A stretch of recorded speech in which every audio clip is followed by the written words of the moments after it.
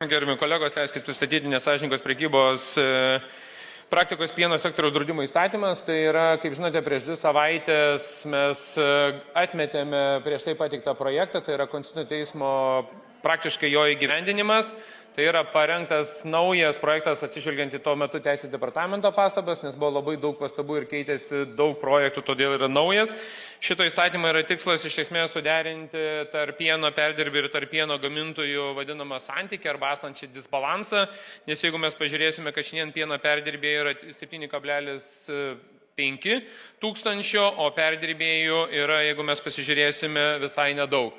Tai bandoma yra sutvarkyti šito teisės aktų, tai yra ilgalaikės vadinamas sutartis, pirkimo pardavimo ir sutartis, kurios yra trumpalaikės, arba kitaip sakant, kurios dar sudaromas neterminuotai. Tai iš esmės yra bandoma, kad perdirbėjai nepiknaudžiautų savo galios principų, nenutraukinėtų sutarčių. Sutartyse turėtų būti numatoma, kada yra taikomos nuoskaitos, kada esmė pagal Žemės ūkio ministerijos patvirtintas aprašus, tada žiūrima dėl pieno kokybės reikalavimo ir tyrimo atsakymo ir būtent nenurodant sutartyje taikomų priedų ir priemokų rūšių ir jų dydžių. Tai esmė realiai tai, ką ūkininkai tą klausimą kėlė jau ne pirmus metus, kad santykiai yra nesureguliuoti, tai bandoma šito įstatymo sureguliuoti. Kaip matėte, yra iš įvairių frakcijų įstatymo projektas pasirašytas.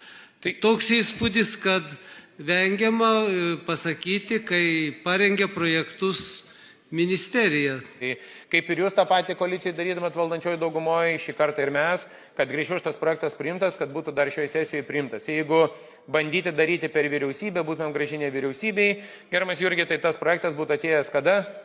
Rugsėjo, spalio mėnesį. Ar pateisins tuos lūkesčius, kurių laukia žemdirbiai? Su ūkininkais buvo kalbėta ir užpraeitą, ir praeitą savaitę prieš registruojant.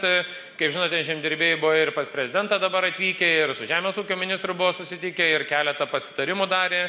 Ir mes irgi su jais kalbėjome, diskutavomės. Taip, tai jis nėra, gerbiamas kolega, kad 100% atlieptų žemdirbių prašymus, bet tos esminius kertinius dalykus, kas liečia sutartį, kas liečia tyrimus, kas liečia priedus, kas liečia, rūšių ir dydžių, tai taip šitas dalykas jis yra įdėtas ir ko jie ir prašė dėl neterminuotų sutarčių.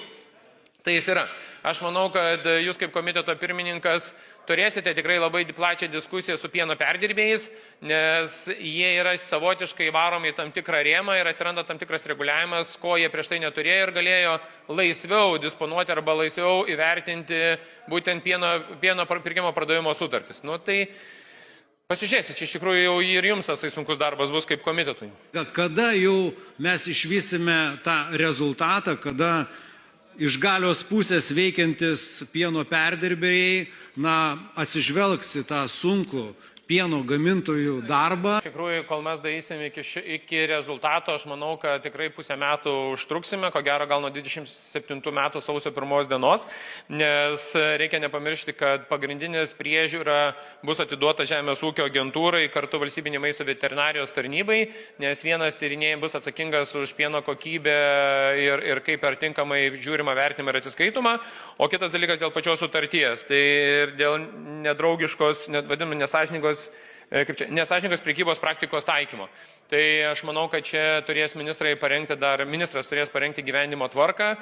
Tikimės ir su ministerija šnekėjom, ir su kaimo reikalų komitetu, jeigu viskas tvarkoja pavasario sesijos yra priimamas, tai aš manau, kad nuo sausio 1 dienos galėtų jis jau pilnai veikti. Balsavo 62, 61, prieš nebuvo, susilaikė 1, po pateikimo pritarta.